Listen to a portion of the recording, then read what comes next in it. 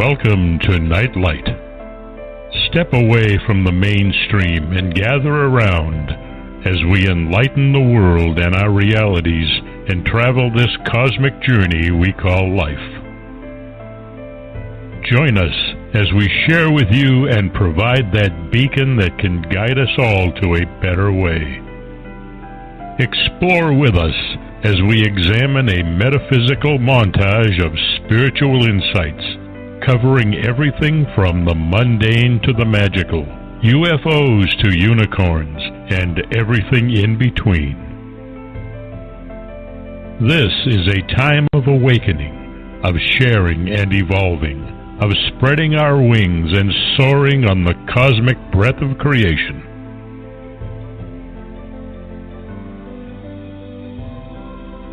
Come and join with other light-minded spirits as we weave our lights together to seek understanding, enlightenment, and, with a little luck, some wisdom. This is Nightlight, a reminder that you are never alone.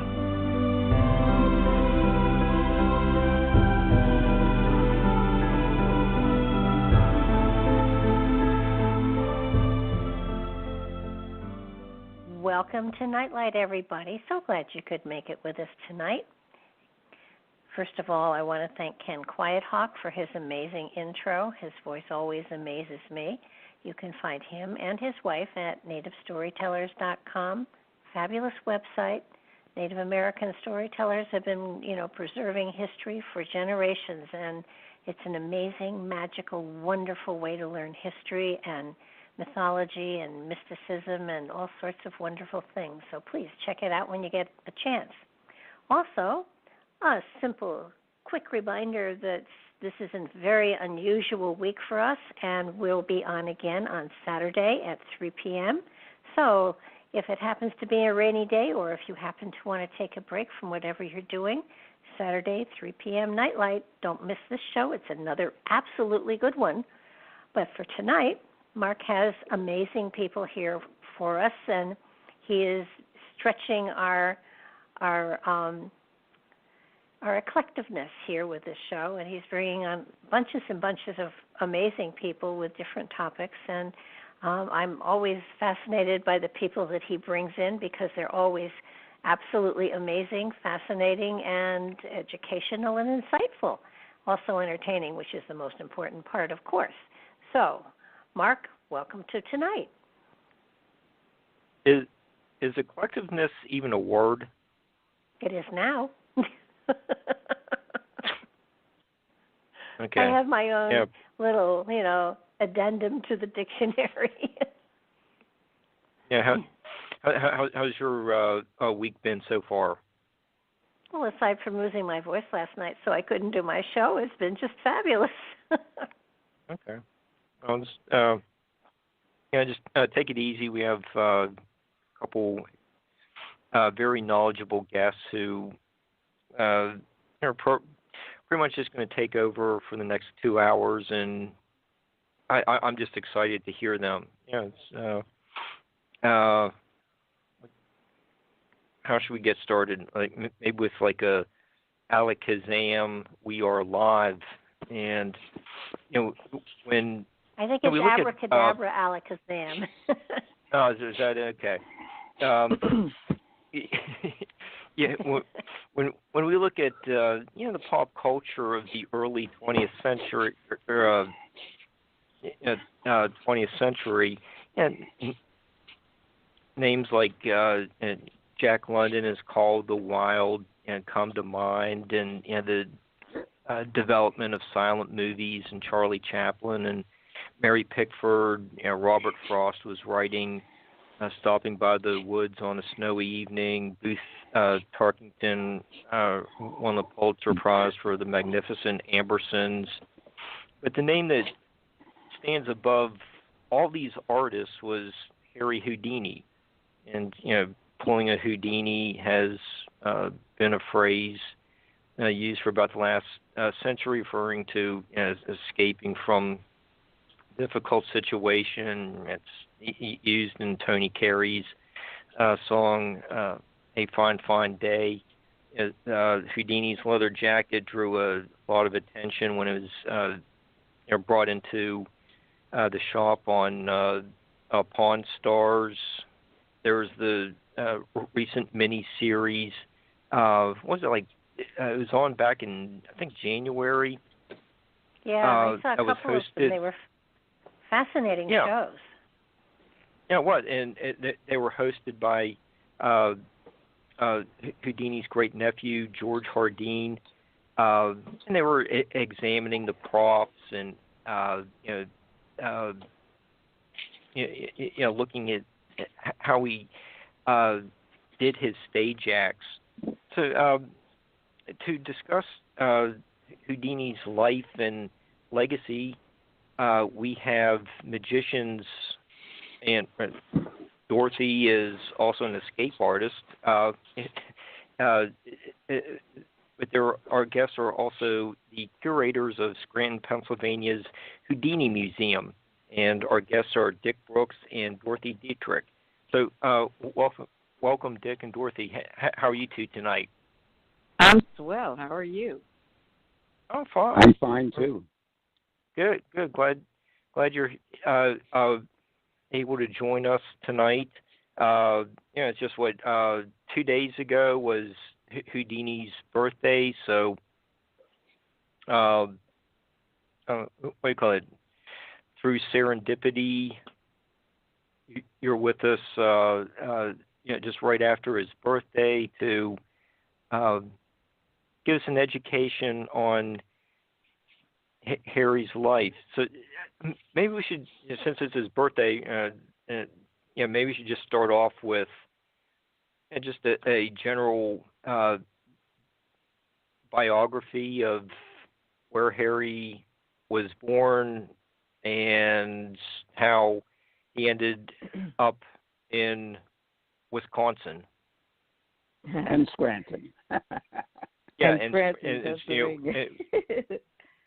going to get to all that and so much more. It's just really a fascinating subject. So, so if you want to start off there at the beginning of his life, that'd be a good start. Well, basically, Houdini's family is from Budapest, Hungary, and when Houdini was 4 years old, he came to America with his mother because his father had taken a job in Wisconsin as a rabbi for a local congregation. And so his magic career didn't start until his teen years, but it was rough going for his family. His father was, I guess you could say, he was very professional as a rabbi, but he was very old world, and it was a new country, and America was kind of looking forward to the future, and it looks like the congregation was looking for someone that wasn't so old world, and he ended up not being able to keep that job there. So that was a stress on the family, on their financial needs, and so the stay in Appleton, Wisconsin, was only for a few years. And so Houdini, by the time he turned 12 years old, life was still rough around the house as far as paying the bills. And so he ended up running away from home, thinking he would seek his fortune and that would be the only way he could help his family because there was nothing going on. He often said, the greatest escape I ever did was the day I left Appleton, Wisconsin, because that enabled him to get to the outside world and start on his journey. Okay. So it doesn't sound like there was much in Appleton that would foreshadow becoming a master, world-renowned master escape artist, other than wanting to get out of his childhood home. Is there something from that time period that got him interested in escaping from the milk can or something like that? I think everything in Houdini's life kind of happened one thing after another. When he started out in magic, started out as the king of cards because cards were very affordable. He was at the time in New York City, and you could get playing cards for free at the local gaming houses. You know, they had the private gaming houses, and they would only use the deck for a few games, and then they would burn the deck. In other words, throw them away. So Houdini could pick up cards pretty easily. And a friend of his was T. Nelson Downs, who was known as the King of Coins. To this day, T. Nelson Downs is considered the master of coin manipulation. And so he suggested to Houdini, he said, you kind of need a gimmick. You need something that's you, that identifies you. And so T. Nelson was the King of Coins. Houdini decided, let's do the King of Cards, because he was good at it, and that was something that he could afford to put together. And there's a very beautiful poster of Houdini as the King of Cards. And there actually is video footage, film footage of Houdini doing card manipulations, and he was really very good. So anyone that questions whether Houdini was a good magician or just a good publicist, boy, he was the best at everything. He was really very talented and he practiced constantly, and he was very physically fit. So he was a all-around working on his success constantly. It wasn't like he got lucky. In fact, we show some of that film footage of him playing cards, using cards and doing card manipulations at our tour here in Scranton, PA. And we do that on weekends now, and then in the summer every single day.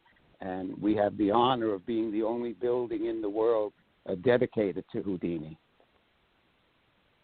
Cool. So, and are you?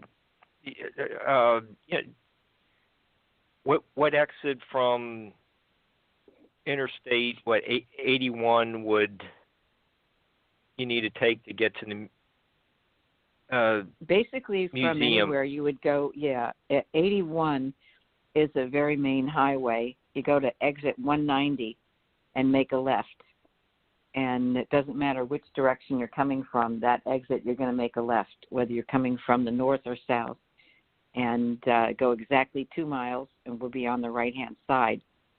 It is called the main avenue exit. So you just get off, like Dorothy said, make a left. If you drive 2 miles and look at your odometer and turn off your car engine, you'll probably be exactly in front of our building. Okay, cool. Now, the museum is open every weekend, year-round, by reservation. We suggest that you reserve before driving a distance to get to us, because it sells out all the time. We don't have 1 million seats. We only seat about 60 people, so it's a pretty popular place to go on the weekends. And then, of course, on a rainy day, we are packed. We usually sell out on a rainy day. So always call ahead. The tickets at the door are the retail price, but then we discount it. If you call ahead with a credit card in advance, it's quite a deep discount between adults and kids. And the kids' price starts from 11 and younger. Now, it's a really cool event. What we do is we decided to make it a fun family event, whether you're 2 adults, 2 seniors, 2 teenagers out looking for something to do, or a whole family with kids. It's appropriate for any group, and it's all in good taste. We start off, it's about a 2.5 to 3 hour experience while you're here. We start off at 1 o'clock in the afternoon with a short video with rare film footage of Houdini in our theater, and then take the audience on a fun guided tour through the Houdini collection, telling some fun stories about him, and then back into the theater for the most fun and fabulous magic show with real professional magicians featuring the beautiful doves, a duck, a rabbit, a poodle. We even levitate an audience member in the air, pass the hoop, and float them back down. It couldn't be more fun. There's a lot of comedy, all in good taste, a lot of fun the whole time. And then at the end of the show, there's a little souvenir demo. It's a magic show, but it's all of the tricks that are available from the store that people could buy if they're inspired by the magic or if they want to bring something home to a family member or friend. And then, of course, we have T-shirts and mugs and souvenir programs, which is a pretty complete package. And people have a blast. They really have a good time. Okay. Well, as we get closer to the summer vacation season, just just gave Mom and Dad some great ideas to bring the family there for stop over on their way to the beach or heading up to New England, wherever their destination is. Here's what's very interesting is that we get people from not just that are coming to visit the Poconos. We get people that are coming from Europe that are coming to visit the States, and this is one of the things that they want to do when they're in the U.S. So we're very proud of that, that people are so curious about Houdini's life and they want to see the collection and hear our stories about Houdini, because this is all we've ever done since I'm a kid, since Dick is a kid, is do magic, and also our passion for Houdini has been constant. So we've been researching every ounce of Houdini's life and trying to figure out all the things that have been a question, the little gaps in his life that people are not sure about. There was a really cool thing that happened just 2 years ago that you would think by this time in our life that we would know pretty much anything that there is to know about Houdini's story. But there is a story that I don't know if you knew about, Houdini's mirror handcuff challenge by the Daily Mirror newspaper company from London, England. It happened in 1904. This guy comes to the theater and he says, "Mr. Houdini, we have this challenge." And this is the world's only double locking handcuff. They were created by Nathaniel Hart. He's a locksmith, and he has been working on this for 5 years. And he believes that he has the one thing that will stump the great Houdini. Will you take our challenge? Well, of course, Houdini's, he's got to take it. Because if he didn't take the challenge, what do you think the headline would be? Yeah, he's going to be laughed off the stage. Yeah, we stumped the great Houdini, What kind of a great escape artist? He won't take this challenge. It's just a pair of handcuffs. So he took the challenge, and it was really dramatic. They booked it at the Hippodrome Theatre in London, England, and the place was packed. You couldn't get a seat, and there were also dozens of people out in the street that couldn't get in, but they wanted to be nearby. They wanted to hear the story. What's happening? Is he going to succeed or fail? Well, there are lots of stories about that whole event. There was a crowd of writers, magazine and newspaper writers that showed up, and they all wanted to be on stage with Houdini to make sure that nobody was there to help him out. There was no way this guy is going to pull a fast one on anybody. So Houdini had asked, he said, "I don't want to reveal what I'm doing, so if you could have a cabinet or a curtain I could stand behind or something." And that was probably one of Houdini's only mistakes that I've ever found, and that was that he didn't describe exactly what he wanted for that, because they built this little cabinet. It was like I would say it's about 3 feet tall and a little square thing, just big enough for a person to squeeze into, and it's covered on all 4 sides and the top with black fabric. So now he's got to scrunch down into this thing, so he's got no room in there, but it's also pitch dark. He can't see a thing. There he is in this little tiny cabinet. And what's he going to do now when he sees this thing? He can't say, you see, I probably should have told you, but that's too small, and I want to be able to see, blah, blah. He would have been laughed off the stage. So he had to just suck it up and do it. So there he is. He goes inside the cabinet, and they had a live orchestra booked for this thing, playing dramatic music through the event. You can imagine the tension in the crowd, because this has got to be a big deal. Is Houdini going to make it? Is he not going to make it? What's going to happen? Now, the truth is, nobody really wanted to see Houdini fail. However, if it was possible that Houdini was going to fail, you sure wanted to be there that day, right? So there he goes. He's inside the cabinet. After a pretty short time, he comes out, and he's like, the hands come through the curtain, and the audience is like, oh, he's free. Is he free? And he comes out and he goes, no.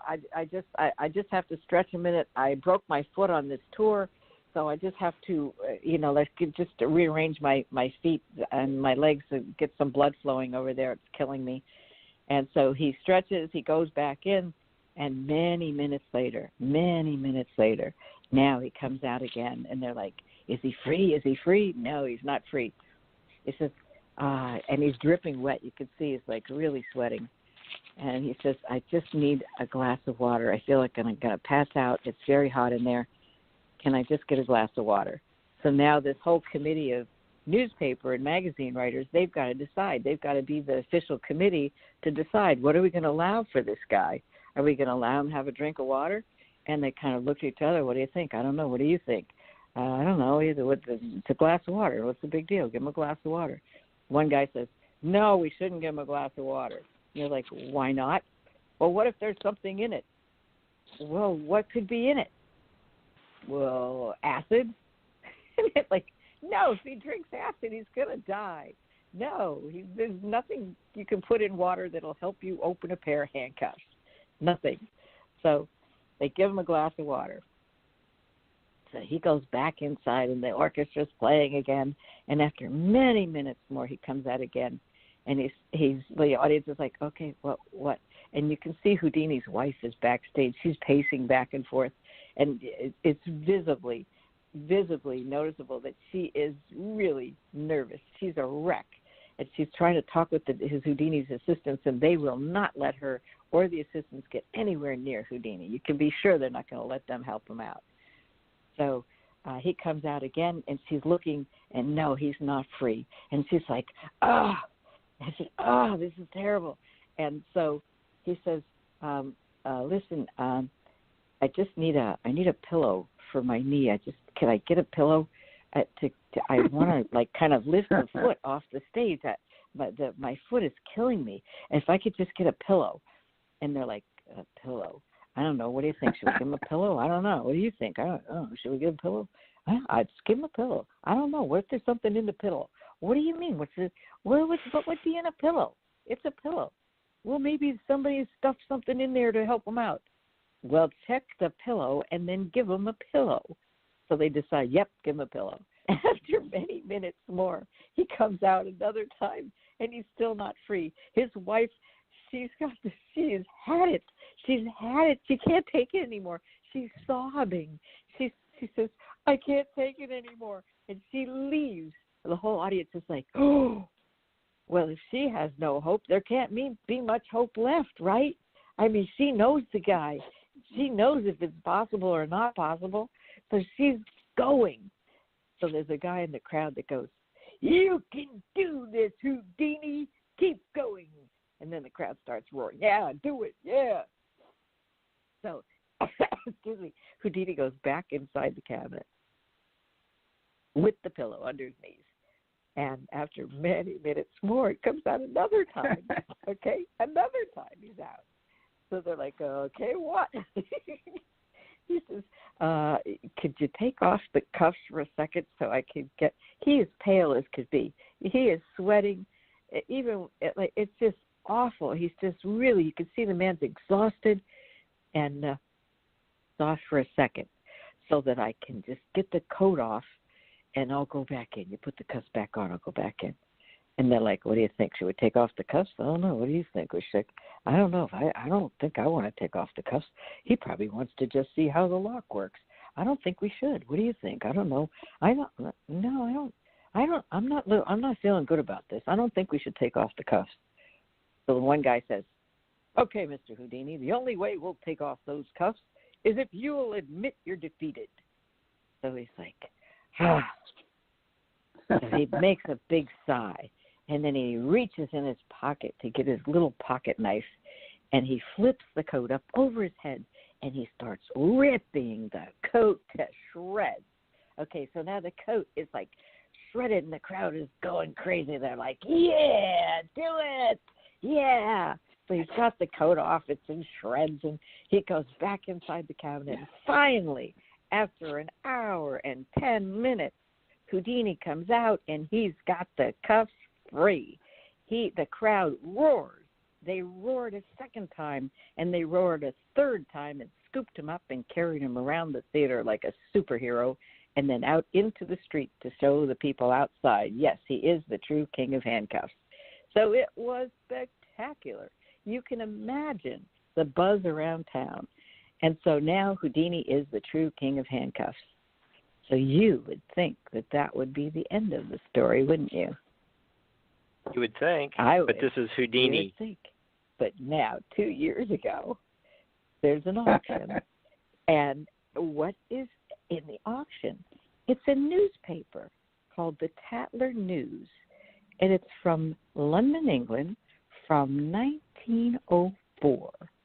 And there's a picture of Houdini on the cover with the mirror handcuffs and the key to the mirror handcuffs. And they're different than the ones that we always thought were the mirror handcuffs. So, wait a minute. What happened to the original handcuffs? And why don't we know where they are? Where do you think they are? Could they be at the museum? Nope. Would be a good place for them, but that would be a great place for them if they existed. But here's what I came up with.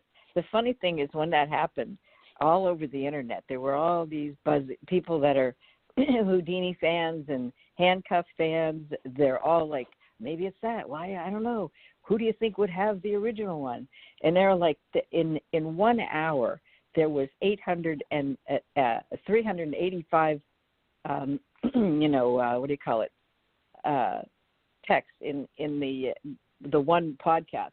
It was nonstop. People were, how about this? I don't know. Maybe it was this idea. And I was chuckling the whole time. I thought, wow, this is a hoot. Because if you think about Houdini, all right, you got to know that if he got out of those handcuffs, at that time in his life, there all of a sudden were handcuff artists everywhere. Now, this was his act. He created the Handcuff Act. You could bring your own handcuffs, your own chains, ropes, padlocks, lock him up, and he would get out. And so now, here's the problem. Everywhere he went, there were people calling themselves the new Houdini or better than Houdini. He couldn't go anywhere without running into these guys. So he had several things that he did. There was one thing he did. We have a wonderful program on display at the Houdini Museum, which says, how handcuff tricks are done by the imposters. The whole swindle shown for a penny. At the next door to there was one of these guys working the Empire Theater, and Houdini would send his assistants out to expose them, to show the methods of these other guys, but not Houdini's secrets.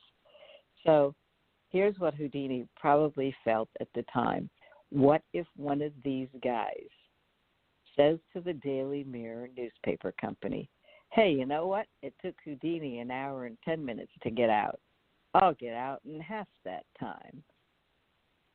He couldn't have that, because what if they actually could escape? Maybe they could escape in 10 minutes. Maybe Houdini just stretched it out. Maybe it wasn't that hard for Houdini to do it. Who knows? We'll never know that. But I do know for sure that Houdini was not going to allow those handcuffs to be in anybody else's hands to embarrass Houdini.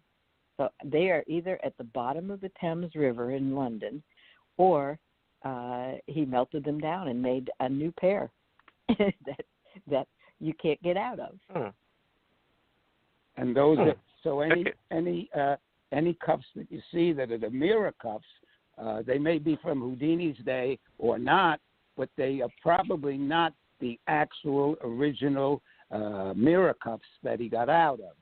We have one on display here. In fact, I think we're the only place that has a public display of the mirror cuffs that are available to the general public. Okay, so isn't that an amazing story? Yes, it is. And what you're, Dorothy, what you're talking about is also very interesting about his competition and always trying to stay one step ahead of everyone else. What are some of the other stage acts that he was doing that just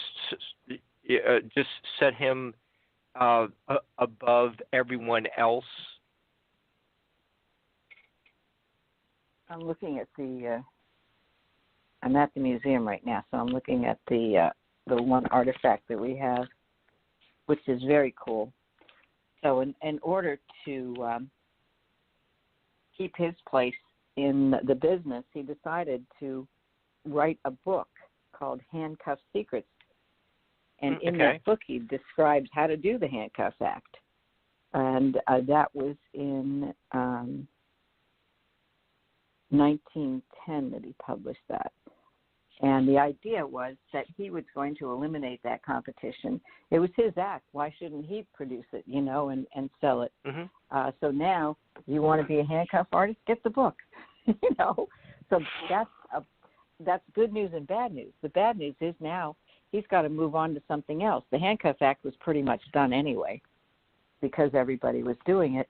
So now his new challenge was $1,000 to anyone who could lock him in anything that he couldn't get out of, and you would take home $1,000 prize. Well, that was a fortune of money. You could buy 4 pounds of meat for 25 cents in that time.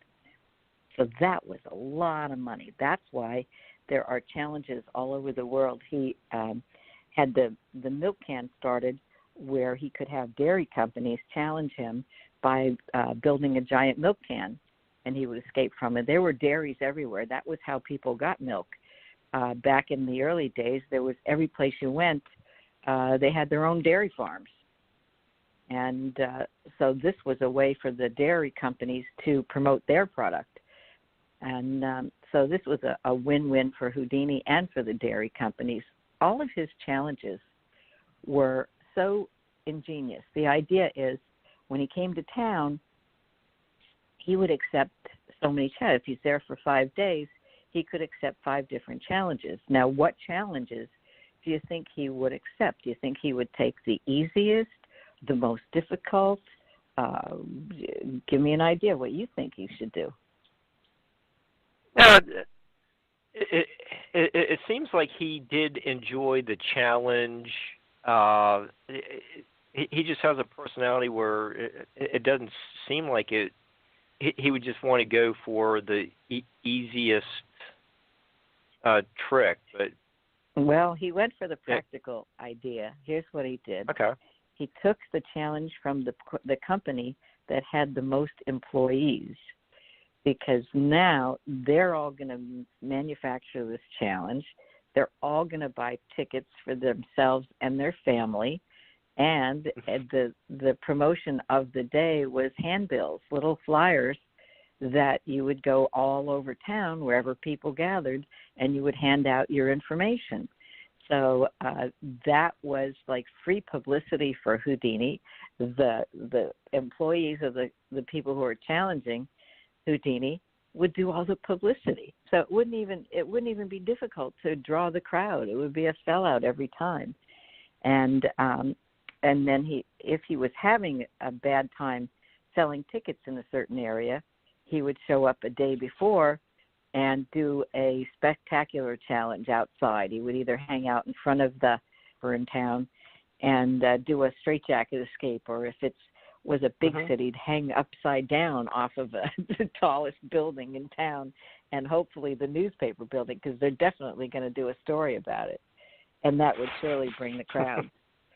So at one point, he was doing so well in Europe that he sent a telegram to his brother, Theodore, who was also, he started off with his brother. I don't know, most people don't even know it. They started out with an act called the Houdini Brothers.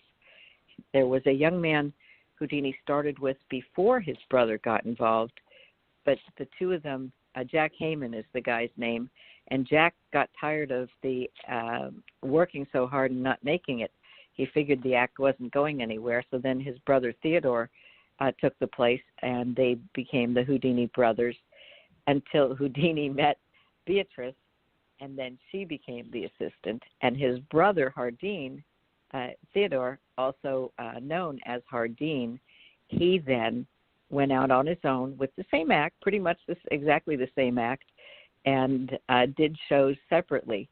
But Houdini then, when he was in Europe, so successful, he sent this telegram to his brother saying, "Come to Europe, the trees are ripe for picking."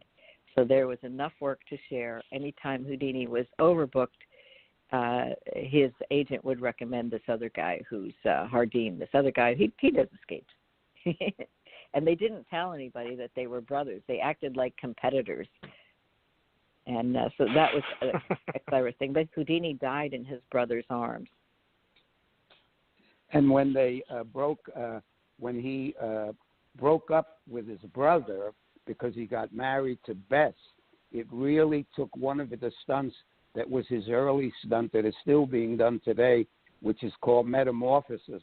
And in the metamorphosis, two people instantly changed places after being locked and tied inside of a trunk.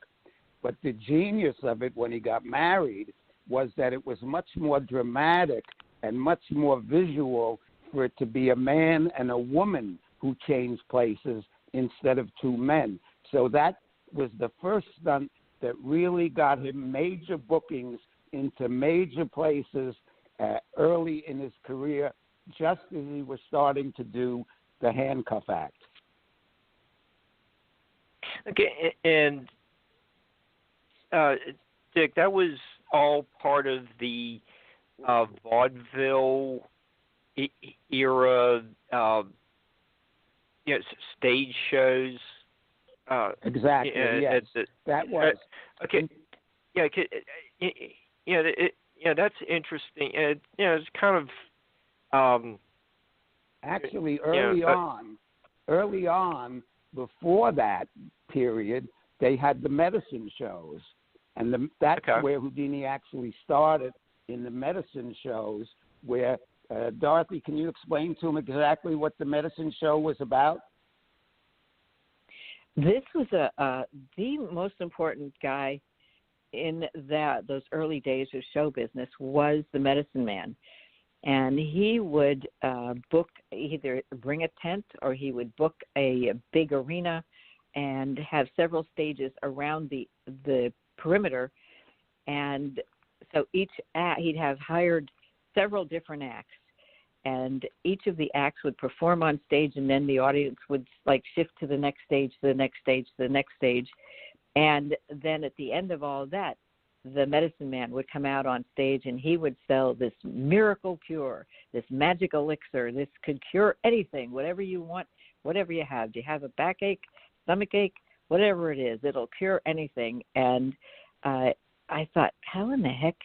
A lot of them claimed it would grow your hair back, It was like, and then, and ladies, you can put it on your facial hair. It will remove your facial hair. And what happened is, it was actually a very high content of alcohol. So, so everybody loved the medicine man and the medicine show because they could get their medicine quote. So it was very, very popular. And each of the performers were allowed to pitch a little souvenir, something that they could sell to help them get through to the next town.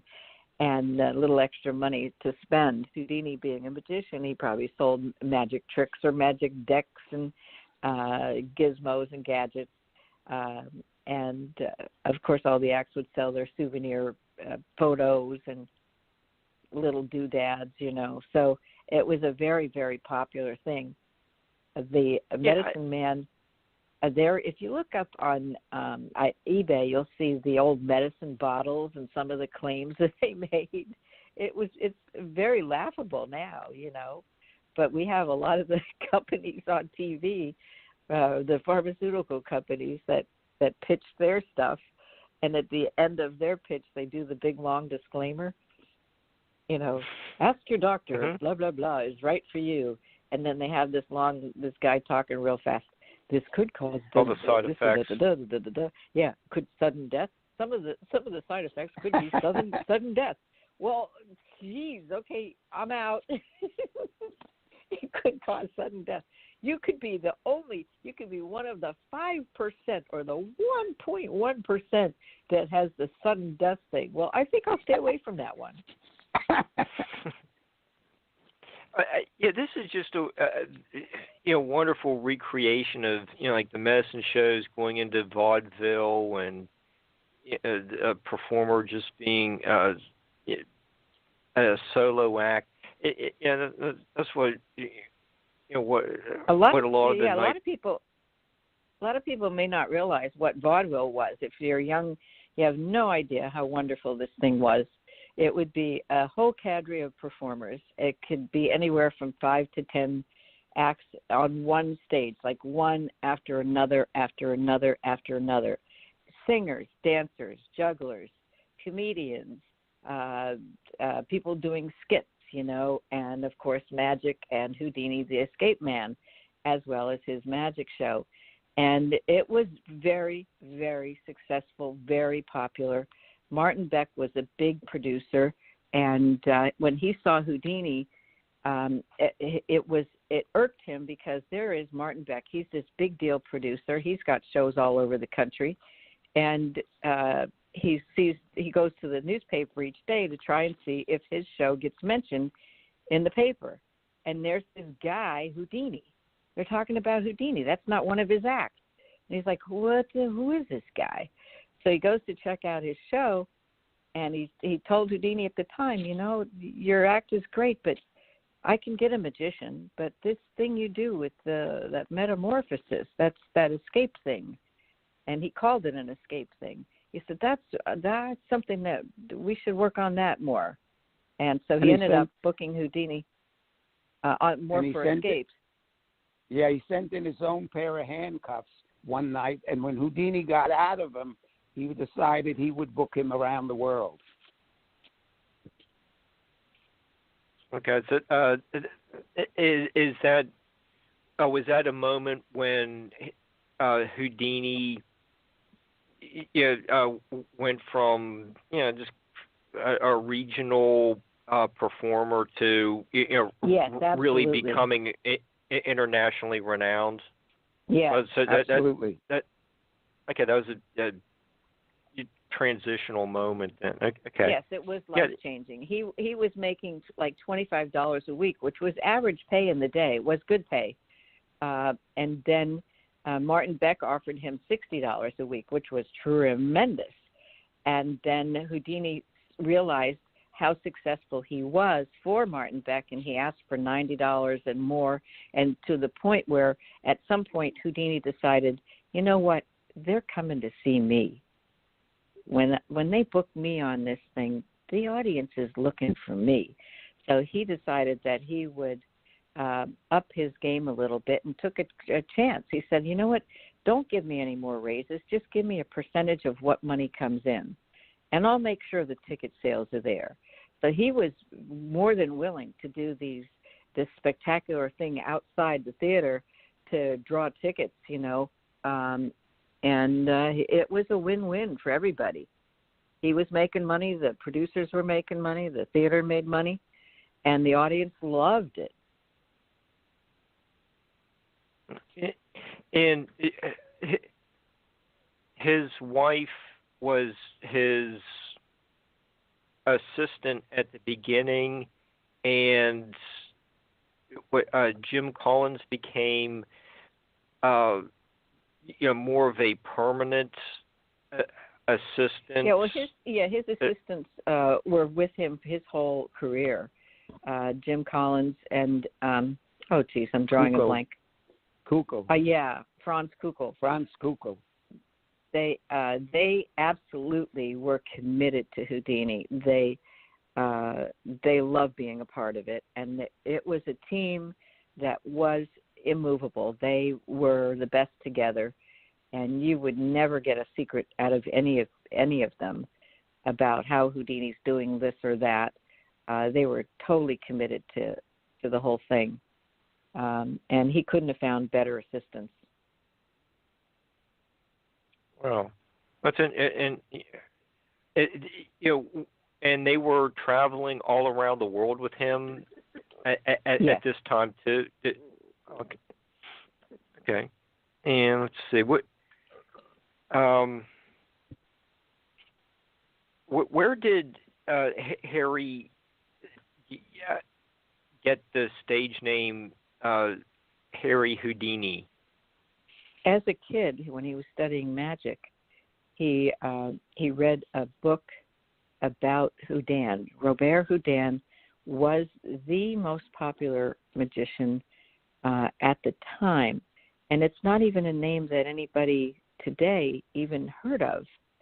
But he was extremely popular in Europe, and Houdini wanted to be like him. And someone suggested, well, if you add an I to the name Houdin, you could be Houdini, which means to be like. And Houdini thought that would be a compliment to Houdin. And I'm not sure if his actual name was Eric Weiss. And so when he went into show business, he wanted to have a more theatrical name. So he took Houdin and added an I, and figured he could be like Houdin, and maybe even thinking he'd get some work because of the similarity in the two names. And Dorothy has her own unique theory about where he got the name Harry. I don't know if it's ready for publication, but she's working on it right now. I don't know if I'm ready to release it, but it's been bugging me my whole life. Ever since I'm a kid, where did he get Harry? And then people would say, oh, well, his best friend was Harry Keller, or his name was Eric Weiss, and his mother had an accent, a Hungarian accent, and she probably called him Airy, and it sounds like Harry, and so then why wouldn't it be Airy? And, so it never sat right with me. And then I said, you know what, if you took a name from someone, you usually take a name from someone who's passed on. And his friend Harry Keller was very much alive, so I didn't ever buy that one. But I thought, you know what, there's got to be something, and maybe there's a family member that he took the name from. And I do believe I figured it out, and I'm not sure if I'm ready to publish it yet, because I wanted to make sure that I'm not going to make a fool of myself. But I'm very, very 99.999% sure. Okay, well, when you get that 0.001%, fine. Just come back. We'll give you an exclusive on it. But you can watch some of the escapes on YouTube videos. Barbara and I are watching. One of the straitjacket one where he's hoisted up, like they were saying, in front of the newspaper office to make sure that, this big story in the town is covered since it's happening on your property. It's just great marketing strategies. But you can see a variety of the surviving movie clips on YouTube, and maybe in a little bit we can get into some of the escapes from the movies he was in, and I do want to talk a little bit about the Man from Beyond at some point. But when you watch the archival footage, the whole town shows up, and it only takes him like 3 minutes to get out of the straitjacket, if that. But he's also working with the police, and it just seemed like he had a good rapport with the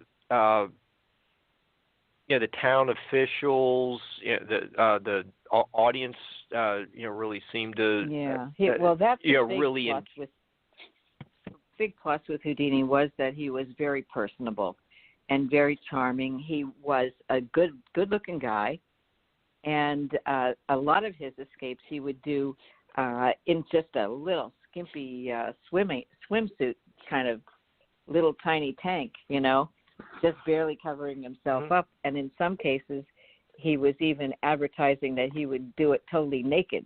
Like some of the prisons, they would take all of his clothes, like a prison escape, all of his clothes, and put his clothes outside the jail cell, saying, you'll be needing these when you get out.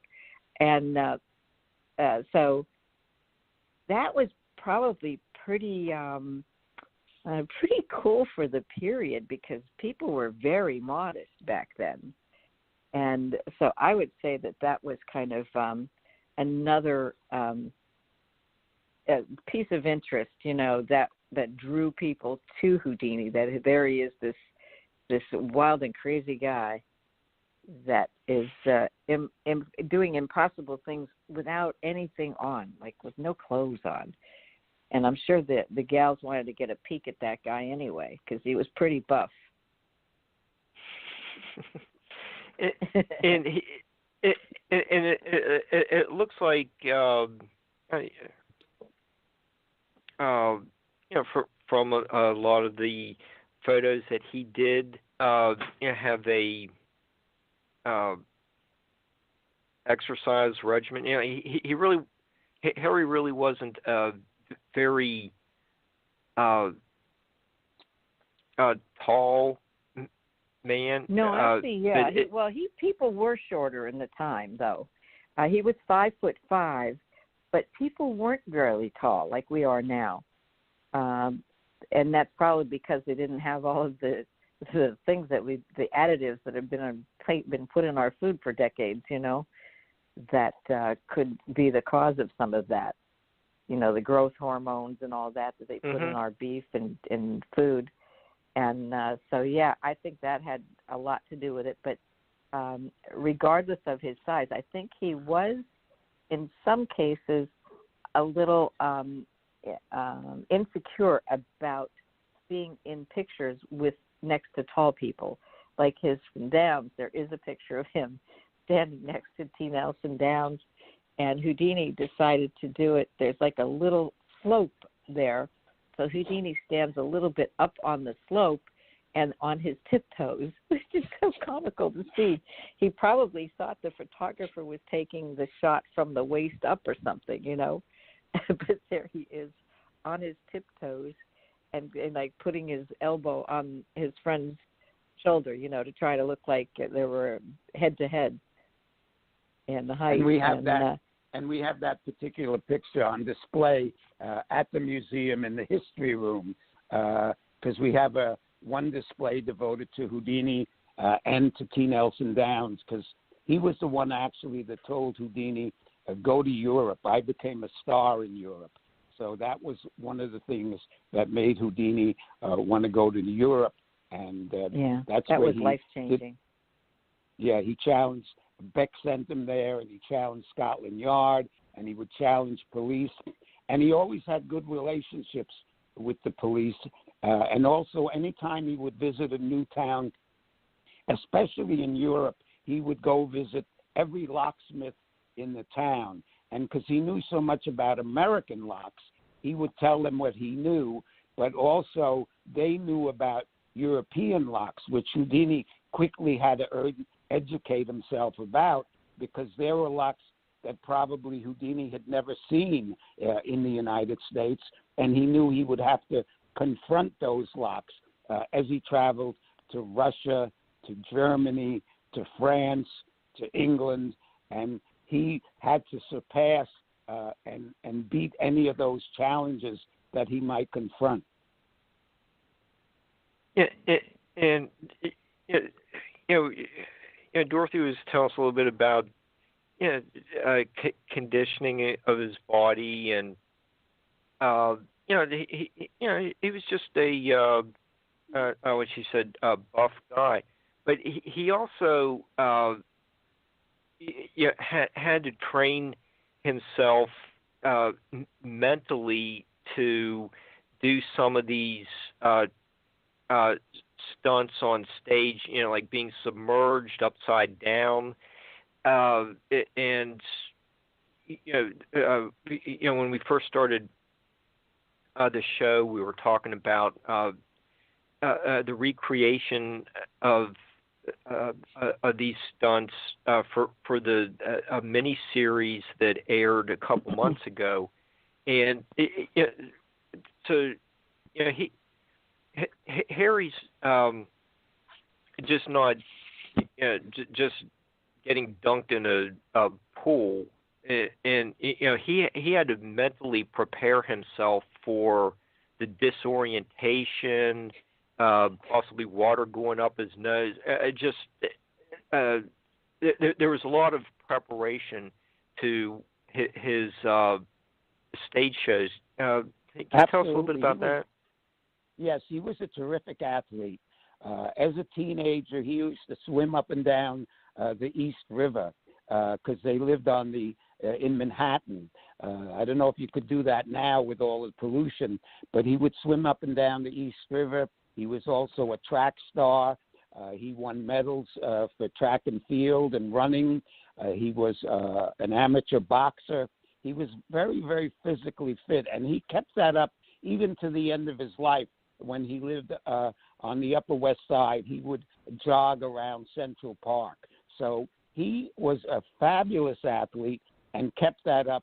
And also the other thing that he realized when he was in a situation that he had to conquer fear. In other words, the worst thing you could do is be frightened and afraid. So he learned and trained himself in the worst condition, physical condition that you might be put into, to relax and be calm and analyze the situation and not panic.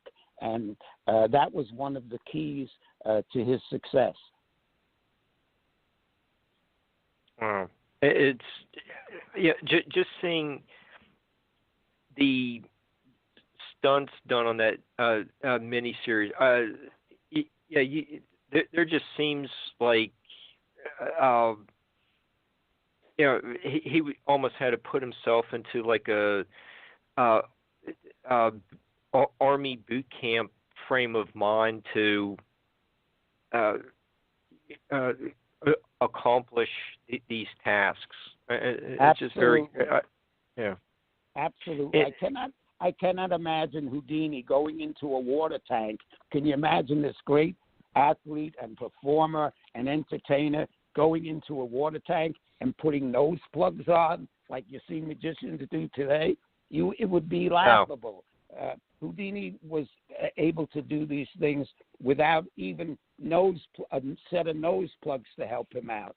He was just amazing. And he was also a great engineer and inventor because he invented every one of his tricks never existed before he came along. There was no milk can escape. There was no escape from handcuffs as a stage act. There was no escape from anything you put me into, I'll get out of. Houdini invented these concepts. There was no upside down that he would do in a water tank or an upside down in a straitjacket. He discovered the straitjacket when he went to an insane asylum to visit and do a show early on in his career. And he saw a straitjacket and decided to do the straitjacket escape. But like a lot of his escapes, which Dorothy explained, he would do it behind a curtain. So he would do it behind the curtain, and he would get out and come out. And then his brother, who was his buddy, his brother said, you know what? I tried it one time in front of everybody and let them see how difficult it is. And it's even better. So Houdini took that from his brother with his brother's blessing, and Houdini then began to do it on stage in front, full view, and even to do it outdoors in front, in full view. So it became even more sensational because it is clearly so difficult to get out of, and so it's a very dramatic, if it's done right, it's a very dramatic presentation. And in fact, all the years that magicians would do that, they would copy Houdini. And how Houdini did it is he would roll on the ground, he would push up against the wall, he would jump up and down. And in fact, there's video that we show at the museum how he rolls on the floor and pushes and struggles. And that's how it was done traditionally for decades and decades, even after Houdini died. And then Dorothy was the first person to do it in full view, but not rolling on the ground. And why that is because she felt it would not be very feminine. She always, although she does these things that she does, she didn't want to be masculine and roll on the floor and bounce around. She thought it would not look good for a woman to do that. So she developed almost a Zen yoga way of slowly getting out, standing in front of the audience and wiggling in such a way that she would get out. And oddly enough, now everybody that does the straitjacket escape possibly is doing it Dorothy's way, and they don't credit her. And when Dorothy first did the straitjacket escape, many people would say, especially magicians, oh, that's not for a woman. Put her in a straitjacket. It's ugly, and now any woman that wants to be a magician, guess what they do? The first thing they do is Dorothy's stand-up straitjacket escape. So it's a great thing that when she started out, not only did she do it that way, then in an effort to, because people did not accept women as a magician when Dorothy started out. Every magician pretty much was a man. There was no woman of any consequence in the entire world that was a woman. There was one many years ago that inherited a family business called Adelaide Herman, but she was part of a dynasty. But there was no real woman of consequence in magic. In fact, pretty much since then. There was one other in the war years by the name of Dell O'Dell. In fact, Dorothy, out of respect to some of these women that came ahead of her, she's put up two websites. One is called JoanBrandon.com, which was a female magician that became the world's greatest hypnotist in her day. And there was another one, Dell O'Dell, who was called the Queen of Magic.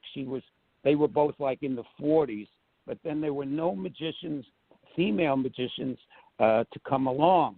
So in order for her to get work, she'd go to an agent and they'd say, well, you must be the person that gets cut in half, or you must be the person. When does the real magician come? Yeah, I know, it's laughable. When does a real magician show up? And then she'd get booked on a job, and the agent would say, well, if you take your clothes off, we can get you a lot of work. Well, Dorothy never did that. She never dressed as a man, but like a lot of women do in the tuxedo, which she felt was too masculine. But by the same token, she never dressed very skimpy clothes and like you picture the typical magician's assistant. She would always have a pants outfit that was feminine, or a gown, or that kind of thing. And then she had to do things to supersede what other people were doing. And she said, how do I do this? Well, she said, let me find some things that even the men won't do. So that's how come she developed Hanging Upside Down, which was a home box office special called The World's Greatest Escapes, which to this day is the best special ever on TV. The title of it gives it away, The World's Greatest Escapes. And she was a special guest star on that show. And what she did was the straitjacket from a burning rope from a parachute ride, hundreds of feet in the air, and they would not bring her down and take from the burning rope until she got out or the rope burned through. And that was on home box office. And to this day, nobody has copied that exact presentation of the straitjacket escape. And she had no guide wires. Houdini, when he hung upside down, would have an extra guide wire attached to him on the building in case something slipped on the one that he didn't use the burning rope, but he had a guide wire that in case something happened to the one he was hanging from the rope, it would save his life. Dorothy had a burning rope and no guide wires, and she did it hundreds of feet in the air. She's the only woman to ever do such an escape. There's been a few magicians that have tried the burning rope. By the way, one or two of them nearly died or broke a lot of bones because they fell. And then she said, what else can I do that will gain the respect of my peers, not just women, but the men as well?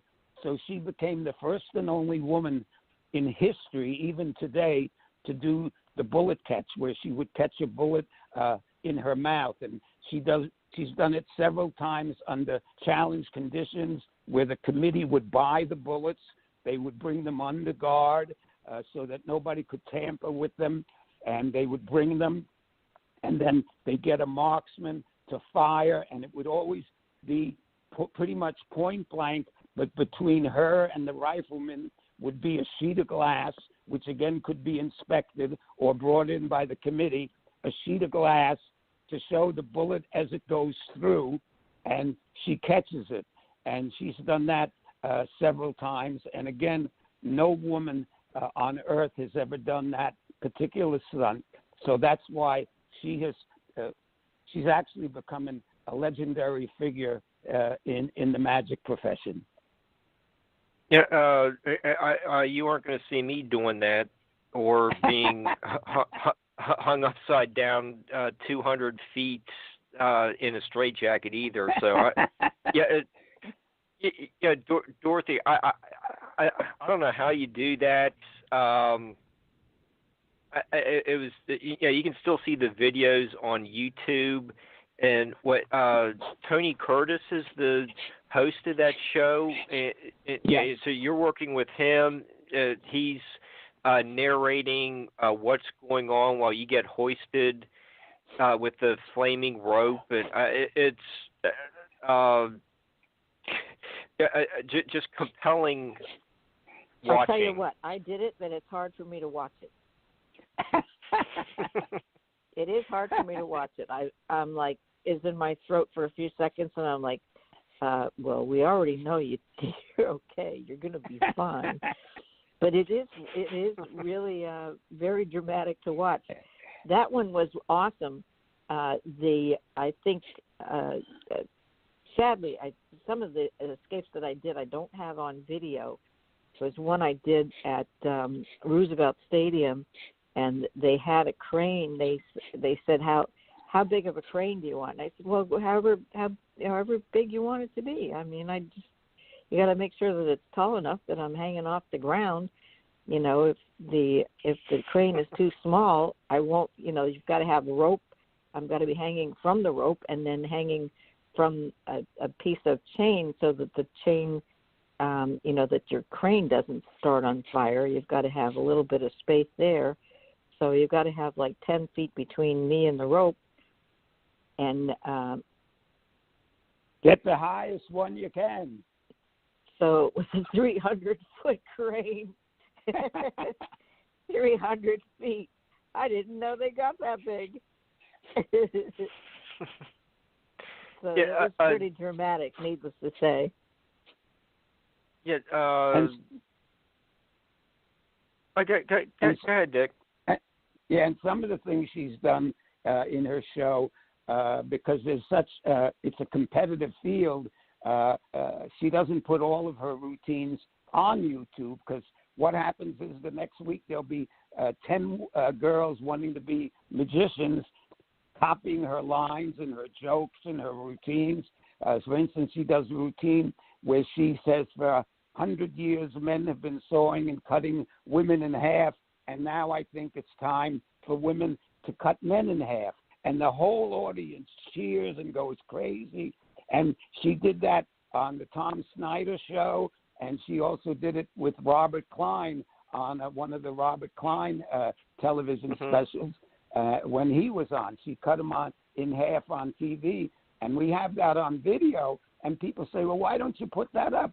Why? Because, there'll be 40 other people out there doing it. So she has a lot of routines that she does that are just, they stop the show. And it's wonderful to see her live. She performs live here when she can at the Houdini Museum in Scranton when we're open. Occasionally she'll travel. In the wintertime she'll travel, but then in the summer for 60 days in a row, she's here at the museum. And in fact, this year we're talking about expanding the show and making it even longer. It's an hour show now, and we're talking about expanding it because it's one of the most impressive and key things. There's no show like it this side of Las Vegas. She floats a person in the air, passes a hoop around them. Like I said, she saws a man in half. She does her flash act where she produces about 6 doves and a rabbit and a couple of ducks and a poodle, and that particular act that she does is her opening flash act. And the reason she developed that, again, like I said before, when she would perform somewhere, people would yell out, when are you going to bring the real magician out? Take your clothes off. So she decided what she would do was she would come out to real hot music the first 3 minutes, and she'd do more tricks in 3 minutes than most magicians do in half hour and 20 minutes. So she does one trick after another, bing, bang, boom. They're all very fast, nothing slow or long drawn out. And at the end of that 3 minutes or 4 minutes, at the end of that, she gets sometimes a standing ovation just for the opening. And at that point, there's no doubt, yes, this woman can do magic, no question. What else can we see, and what else does she have to show us? So that works very effectively for her. And a version of that routine she's done her entire career, and she updates it from time to time. Yeah, Dorothy, like we were talking about with the you and the 300-foot crane, the others, the stuff that Dick was just mentioning. When I was in junior high and high school, doing something like that probably never crossed my mind. Even doing radio shows, that wasn't in the plans either until Barbara gets me involved with this. Just tell me, you're working for me now. That was my job interview, and I didn't even say anything. But how did you get interested in magic and your fascination with Harry Houdini to turn this into a career? Several things. When I was a kid, I was very fortunate. The school that I went to had an old-fashioned auditorium with rake seating, which means, like the floor is slanted toward the stage, so that it's like a real theater. Unfortunately, nowadays, a lot of the elementary schools have what they call a multi-purpose room, and that room is not only the auditorium, it's also the lunchroom, it's the gym, It basically looks like a gym, and they do all the other activities that they normally would have several rooms for. They used to have an auditorium for any theatrical events that they would have. They also had a gym for sports. They had a music room with good acoustic sound for their band and musical education. And now it's all one room. Well, I was very fortunate. They had this beautiful auditorium.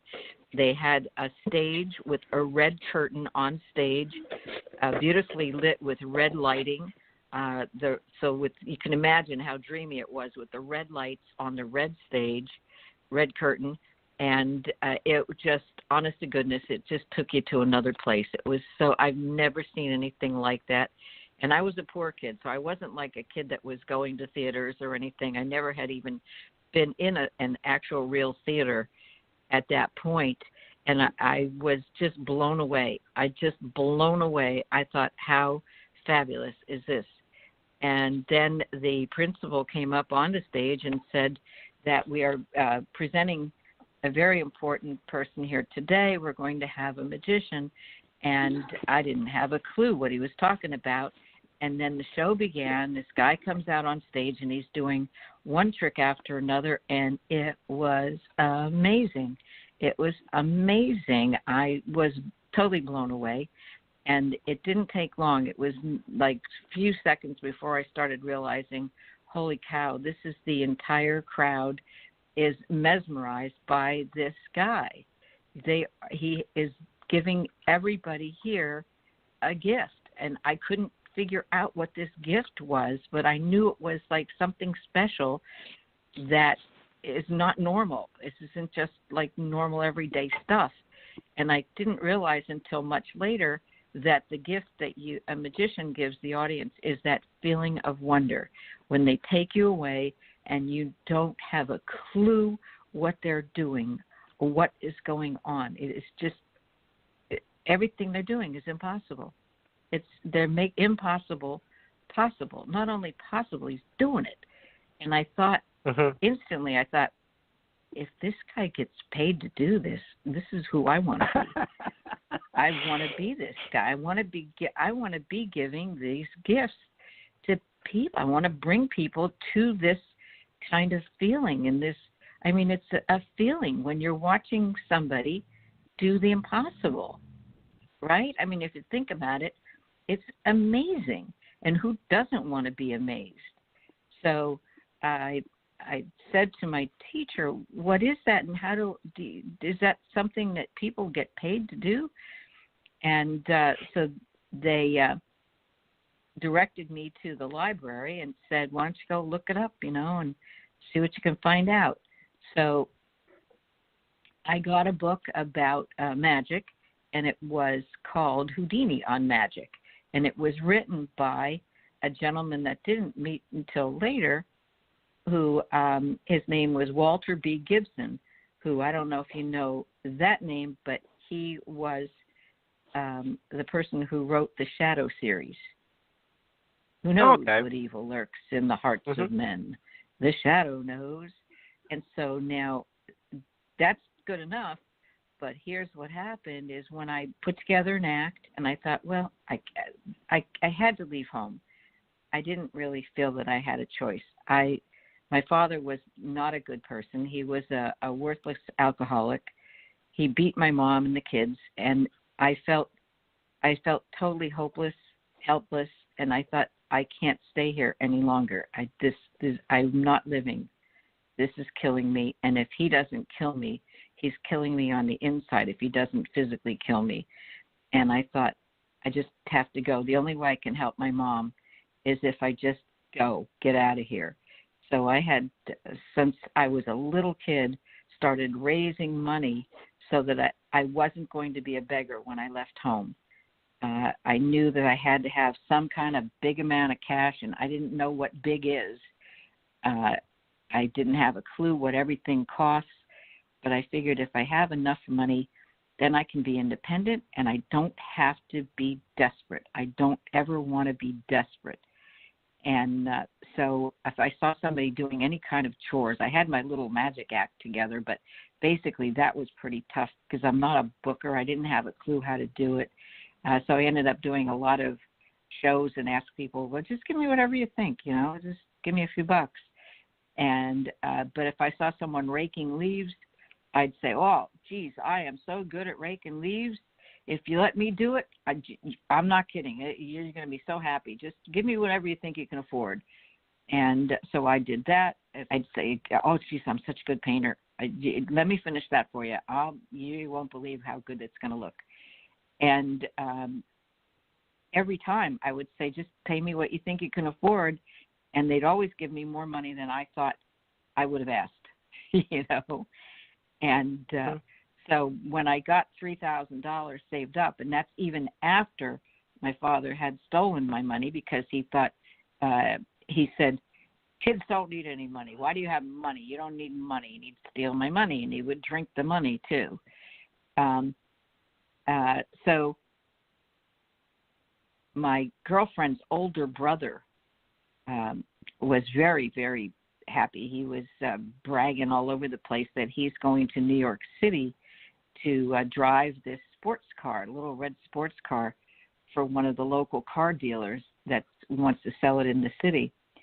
So he was all bragging. He's going to be a smooth guy driving this thing to New York. And I said to my girlfriend, ask him if he'll take me with him. I want to go to New York. She said, what? What are you talking about? I said, I got to get out of here. You know what my life is. I got to get out of here. That would be perfect if I go to New York.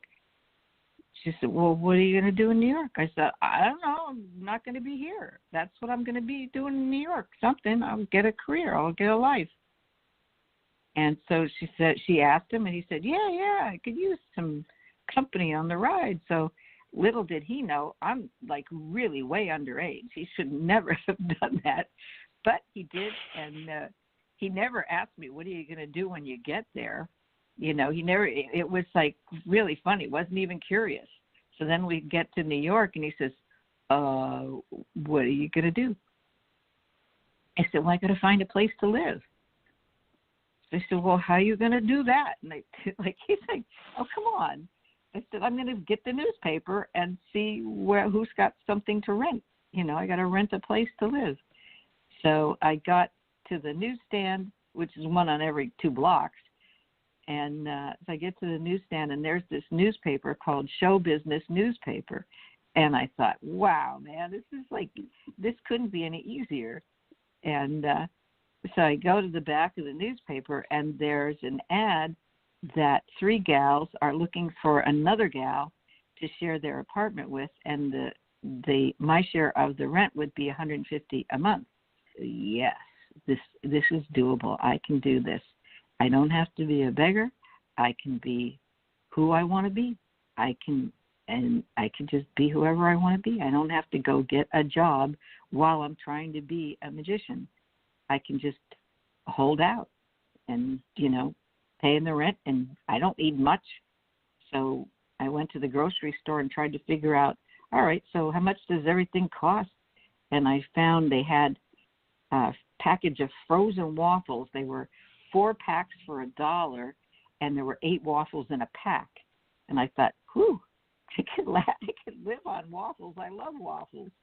And I had got a toaster, and I figured in the morning I'll have as many waffles as I want. I'll hit the road. I'll buy a piece of fruit midday, and I'll get back to the apartment and eat however many waffles I want for dinner, and I should be good. And I did it. And you know what? To this day, I still love waffles. I think they're awesome. And so that really, honest to goodness, that was the first time I felt free. And I didn't feel judged. I didn't feel that I was going to get beaten every day. I didn't feel like somebody was going to tell me, oh, you're a loser. You're nothing. You're never going to be anything. There was none of that. It was all gone. It was all gone. It was the first time I ever felt really free.